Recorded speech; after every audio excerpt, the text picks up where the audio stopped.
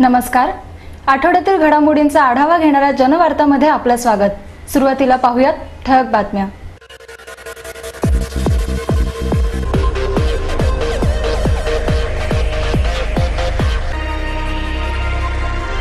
अंमळनेर येथील बनावट सीडीज बनवणारी टोळी जेरबंद। शेतकऱ्यांची फसवणूक करणाऱ्यांवर फौजदारी गुन्हे दाखल करण्याचे आदेश। पोलीस भरतीच्या 1100 पदांसाठी 22,000 उमेदवार। शाहीर मधु कडू स्मृती पुरस्कार विजय कदम यांना प्रदान। पुणेकरांची भारनियमनापासून सुटका। आणि तुफानी पाऊस आणि प्रशासनाची साठमारी यामुळे पुणेकरांचा जीव टांगणीला। टर्मिनेट पायरसी इन्व्हेस्टिगेशनचे संचालक रईस इनामदार यांनी स्थानिक पोलिसांच्या मदतीने धुळे अंमळनेर परिसरात बनावट सीडीज बनवणारी टोळी उद्ध्वस्त केली। इनामदार यांना मिळालेल्या माहितीनुसार बुलढाणा परिसरात हिंदी व मराठी चित्रपटांच्या बनावट सीडीजची खुलेआम विक्री सुरू होती।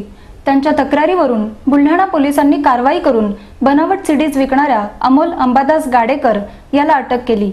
त्याच्याकडून 1,40,750 रुपये किमतीच्या बनावट सीडीज हस्तगत करण्यात आल्या। आपण धुळे व अंमळनेर येथून सीडीज आणून विकत असल्याचं गाडेकरने पोलीस तपासात कबूल केलं। त्याने दिलेल्या माहितीवरून पोलीस अधीक्षक कृष्णप्रकाश यांनी विशेष पोलीस पथक नियुक्त केलं। या पोलीस पथकाने इनामदार यांच्यासह अंमळनेर येथील एका गोदामावर छापा घातला।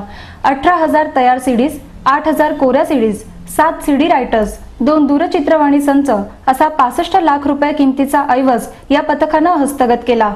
तसंच विनस, कुणाल, रिदम अशा कंपन्यांची नावं वापरून बनावट सीडीज तयार करणारे दिलीप सिंग हरिसिंग लुल्ला, त्याचा भाऊ दिनेश सिंग, श्याम मराठे, भास्कर महाजन यांना पथकानं गजाआड केलं।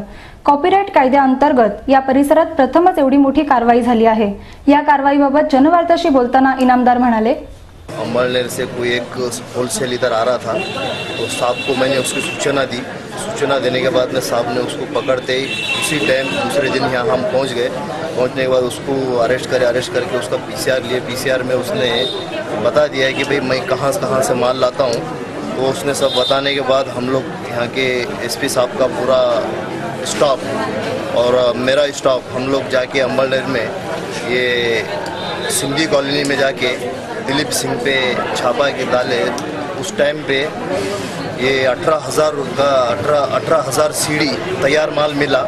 ये हमारी कंपनी इसके MRP 100 रुपया है, तो ये इसका कॉपी करके 10-10 रुपये में बेच रहे हो। तो इतना हमारा हर कंपनी इतना लॉस जा रहा कि ओरिजिनल का माल मार्केट में ऑलरेडी बिकता नहीं है, सिर्फ पायरेसी बिकता है। क्योंकि 15 रुपये में 20 रुपये में बेचते, ओरिजिनल का कीमत रेट है 100 रुपया 150 रुपया। शेतकऱ्यांची खतं आणि बियाणांबाबत फसवणूक करणाऱ्यांविरुद्ध फौजदारी कारवाई करा असा आदेश उपमुख्यमंत्री आर पाटील यांनी दिला।